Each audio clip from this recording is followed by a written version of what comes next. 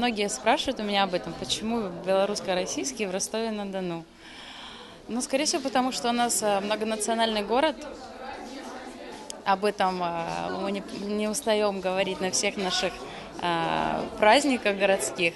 То, что Ростов там многонациональный город, где собрано очень много разных культур. Все мы дружим, уважаем друг друга и почитаем традиции. Россия!